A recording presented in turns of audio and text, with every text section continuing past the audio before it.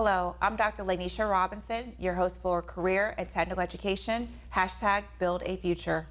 Working in St. Lucie Public Schools with the Career and Technical Education CTE department, we want to show what our teachers and students are doing in the classroom to close the skills gap in multiple fields. The students in these programs are earning industry certifications, which create more opportunities and options for all students after high school graduation. In this upcoming episode, you will meet Mr. Robert Kachanis and his student Lane Sugg from St. Lucie West Centennial High School and learn more about the Outboard Marine Service Technology.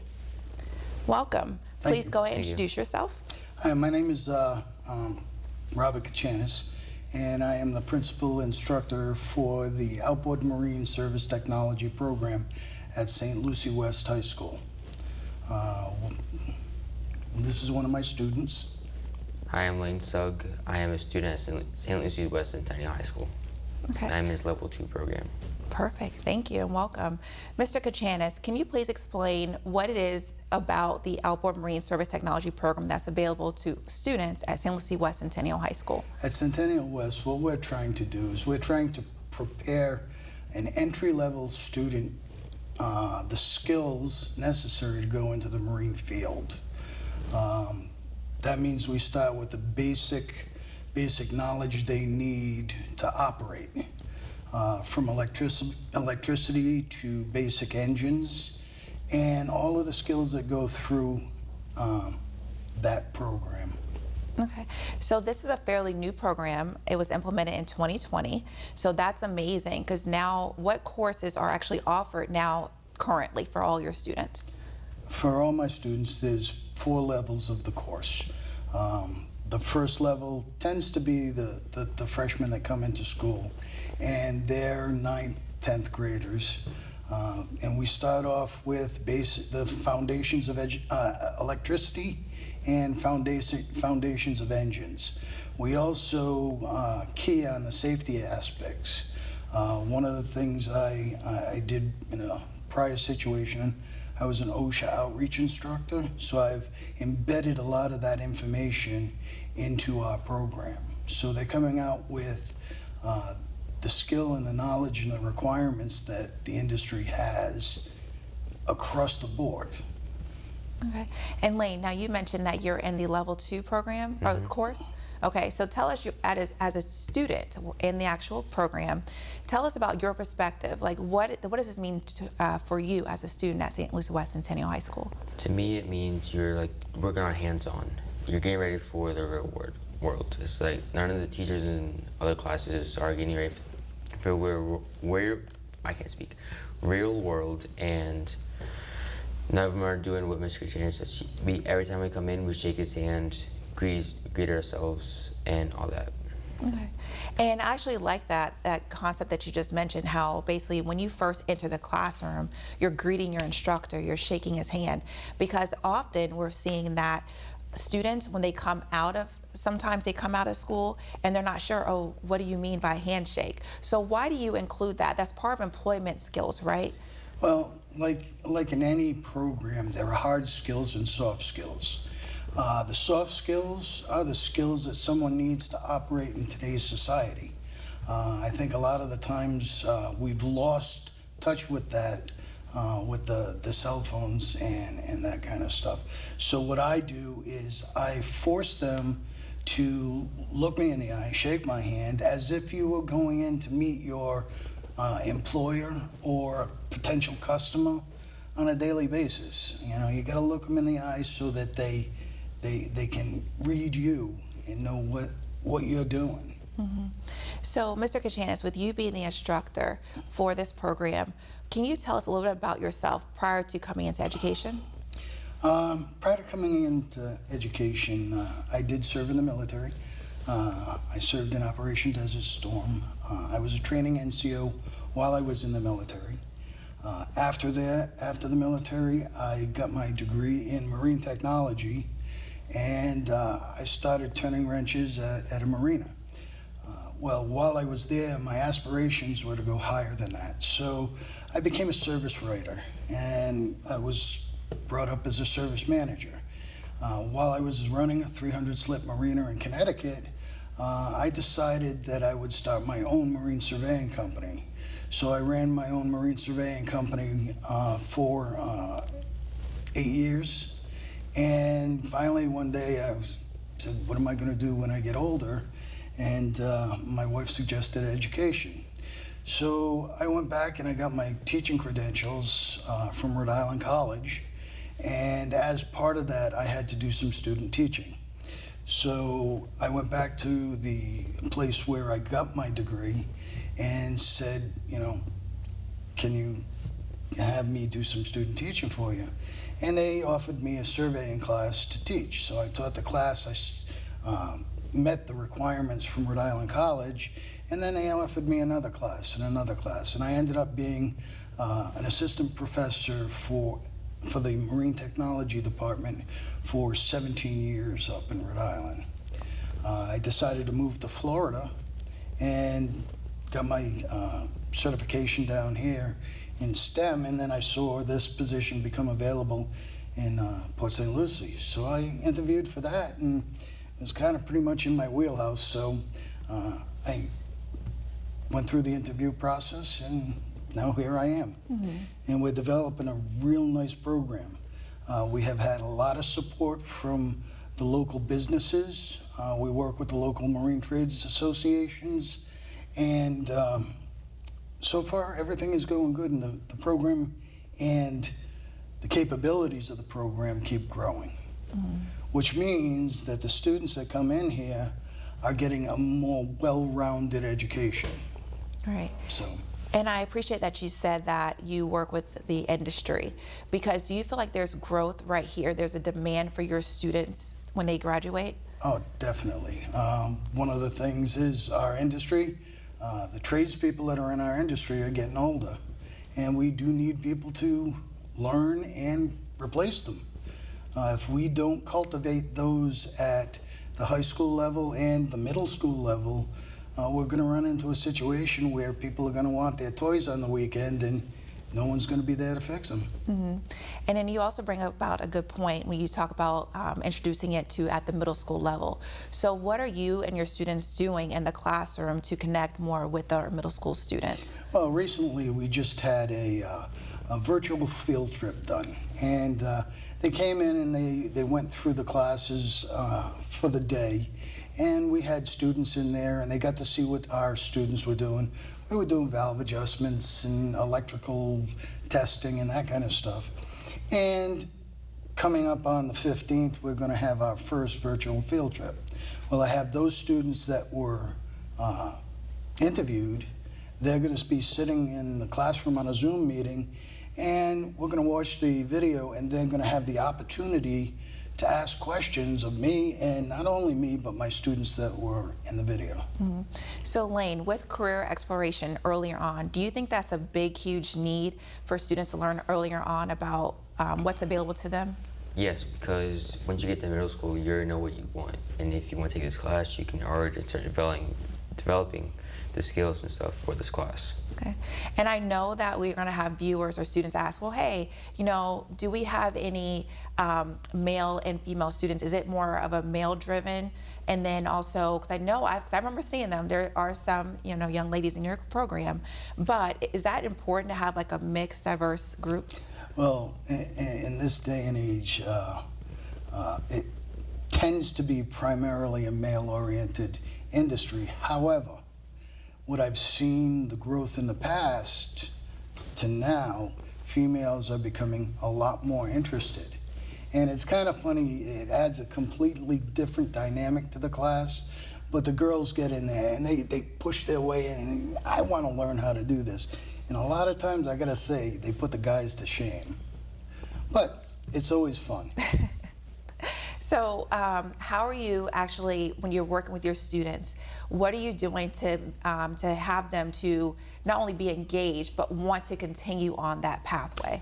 One of the interesting things about this program is we present information. However, the biggest tool that they can learn from my class is the ability to think, okay? So I give them the information that they need to accomplish the job. However, it's up to them to go in and apply that information. So they have to look at it, they have to go through the troubleshooting steps, come up and synthesize a way to solve the problem. So they're really challenged. And they come up to me and say, Mr. Kachanis, I can't get this taken care of. And I look at them and say, well, where have you looked? Oh, I haven't looked. Well, you go back and you look, and you got to try to figure this out. If you can't figure it out, then come back and we'll work on it. Mm-hmm. But they have to put forth that effort, and that's what I'm really looking for, because that's what people in the industry are looking for. They're looking for people to use the critical thinking skills to solve problems. If they can't do that, the service managers are like, why am I paying you? Mm-hmm. So Lane, what do you think is your most favorite part of the program?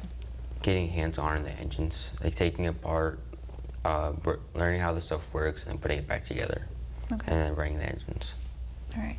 Now, Mr. Kachanis was mentioning all those different features, or the traits that he actually is adding to the program, where he's basically making sure that you all are both college and career ready. Do you feel like you're getting that from your program?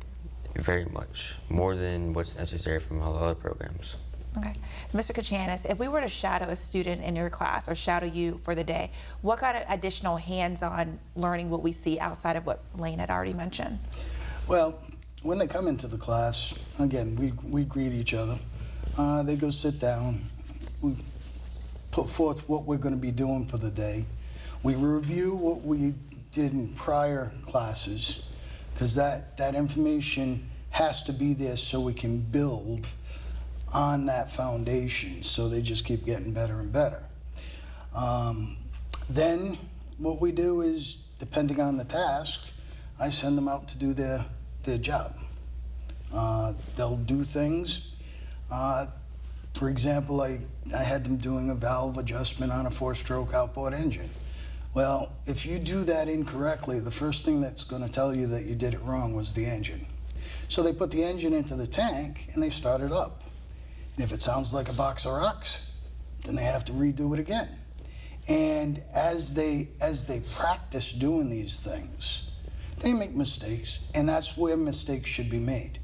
Mistakes should be made in my program so that they don't make those mistakes when they get out into the industry. Mm-hmm. So it's a lot of work and it's a lot of practice for the students. All right.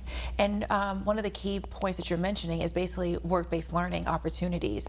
They're getting that hands-on learning right there in the classroom. Mm-hmm. Now, do you feel like with work-based learning, are students able to, like you said, they're actually able to take that information, and now if they do decide to either continue on the career pathway into college, they're ready to go, or if they continue on into the career path directly right after high school graduation, they're ready to go, correct? If they go into the industry right away, they'll have the skills to get by. However, I do recommend post-secondary education for them, just to hone their skills and make them that much better. Some of the outboards and some of the engines that you're going to see out in the field are upwards of $40,000, $50,000. When you send someone down to work on a $50,000 engine, you need to make sure that they are well trained in what they're doing. So how do you get to that point? Well, you get to that point through practice. So this is the foot in the door so they can get into a marina or whatever area they choose, and they can learn further from that. Mm-hmm.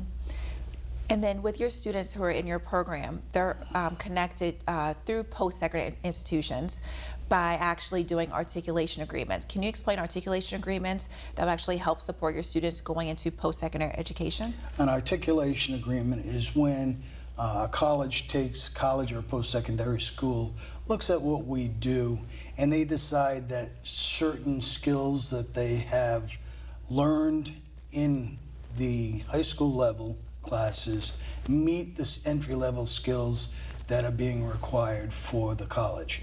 And some of the colleges decide that they're going to give them credit for the skills and the work that they've done. And we have those articulation agreements with several of the colleges around. Okay. And now another initiative for your program is for the pre-apprenticeship route, correct? Yes. Can you explain the pre-apprenticeship and how that connects to the apprenticeship level after high school? Well, the pre-apprenticeship program is put out there by the state. They've reviewed our curriculum, and we meet the requirements for it. So basically, by them doing the skills there, they get the credit as the pre-apprenticeship program. So it's just another foot in the door for them. Again, they're going to be entry-level people, and they're going to be tested. And hopefully, they're learning the skills that are required for success in the industry. Mm-hmm. And part of the skills is offering entry certifications. Can you explain your entry certification that you're offering to your students? Well, currently right now, the certifications that we're offering, because the Marine program has so many crossover skills, the certifications that we're offering right now are the ASE, or the Automotive Service Excellence certifications, and they're qualified to take the foundations of education, electrical, and the basic engines portion of those tests. And I've had students take them, and they're successful, and they go out into industry and they have this paperwork, and people hire them. We've had industry people come in, take tours of the program, and when they meet my students, they go out and they get jobs. And entry-level jobs, but good-paying jobs. I think that the industry wants to get people who are young so that they can train them their way and keep them for a long period of time. It only makes sense. Mm-hmm. And then you had mentioned that you had the business community come in and tour your program. Did you have any positive outcomes because of that? Oh yes, we've had people go and get jobs with the business leaders that come in. They've had the opportunity to go to the Stewart Boat Show. We do a lot of field trips. While at the Stewart Boat Show, I have people that are impressed with my students that come over and say, hey, you know, if you got someone who's really on the ball, send them my way. And I do that. And it cultivates that relationship between my program and the industry. Okay. So Lane, what is your end goal? When I ask you that, more so of, what are your plans for once you leave high school? Once I leave high school, I want to go to college, either go for baseball or go for the Outboard Marine Club. I would love to work for Yamaha, Mercury, or any of them. Okay. Do you feel like you're going to be industry ready for those different companies? Yes, for sure. All right. What certifications are you working on? Work on the electrical one and then the engine one. Okay. All right. Have you earned any certifications? No, but I came close to them. All right. Sounds good. Now, you had mentioned going on to the Stewart Boat Show. Is there anything else that you plan on doing with your students? Yes. Yeah, we're going to the Fort Pierce Career Fair, where students, again, they're going to go out and they're going to meet with people in the industry, and they're going to have their opportunity to talk to the people that are potentially going to hire them. It also opens up their eyes to different careers that are out there. We went last year, and one of the things that impressed me is they had a commercial diving outfit there. And having been a diver in the past,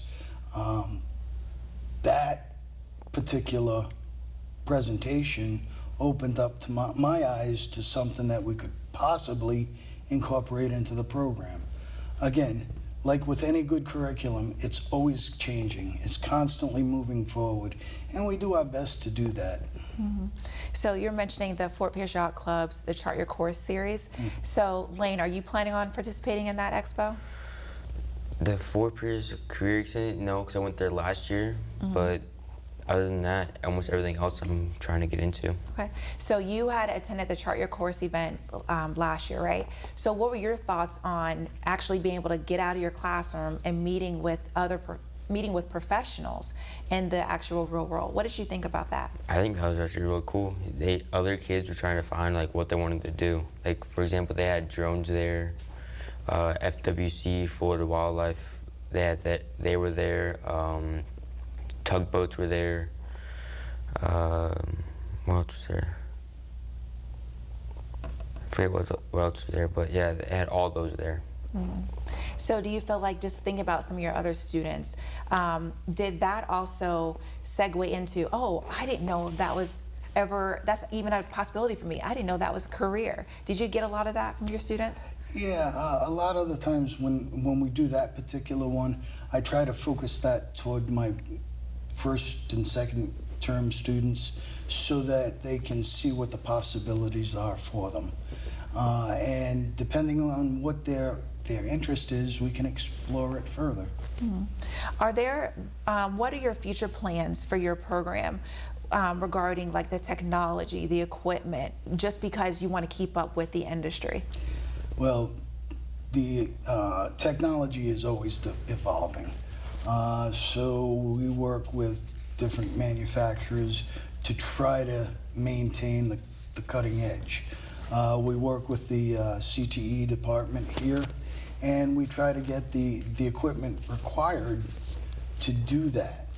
And so far we've been pretty successful.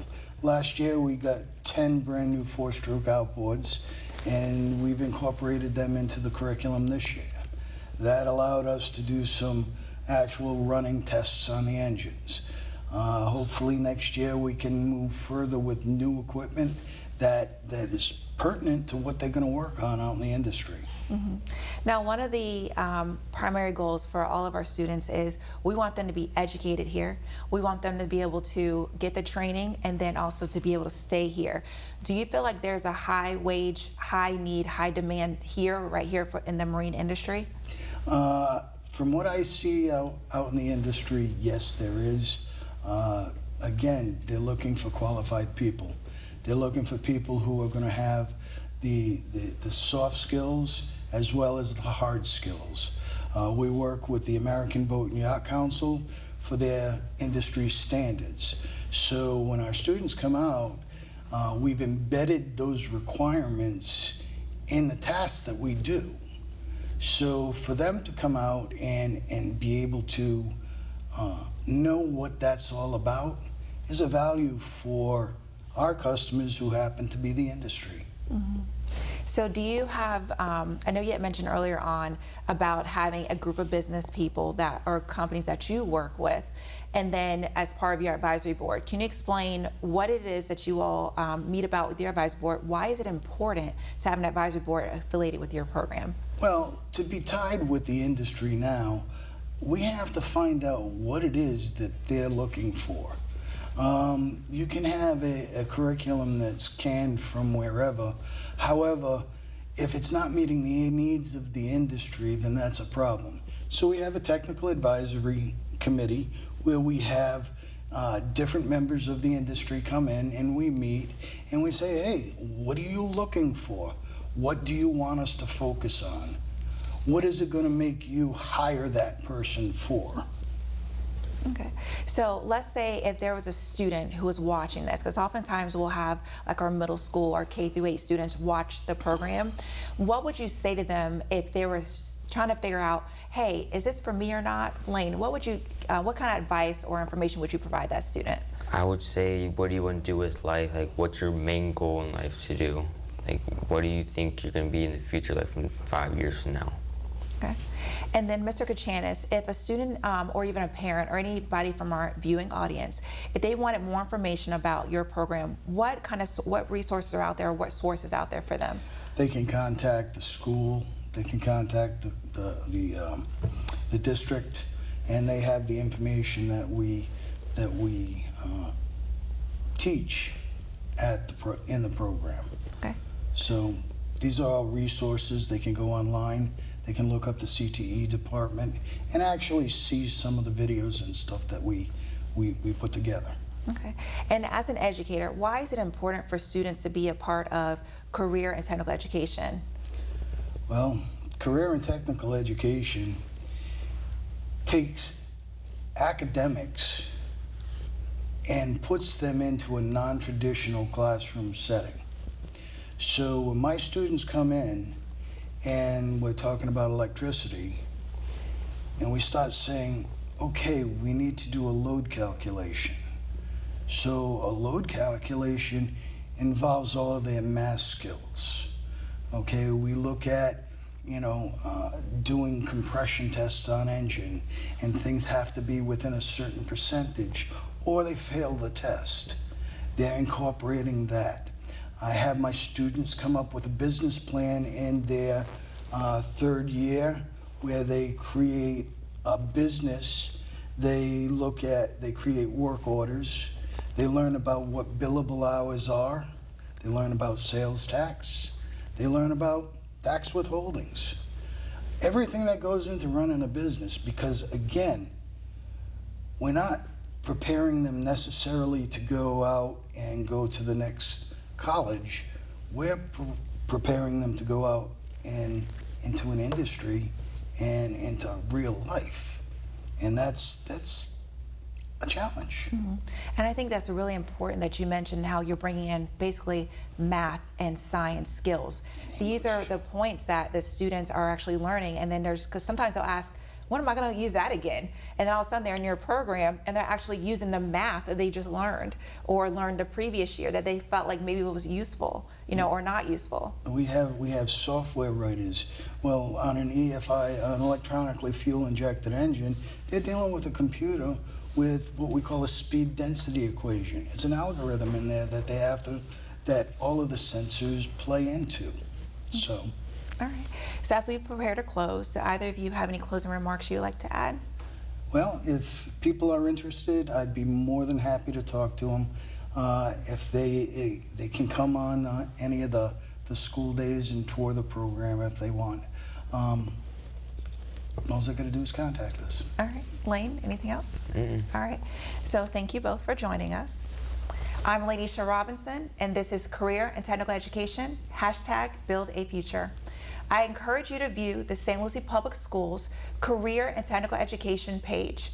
In Career and Technical Education, we are establishing a pipeline from secondary to post-secondary and career pathways for all of our students. We are building a future and continuing to close the skills gap. On behalf of the station's team, I'd like to thank you for joining us today.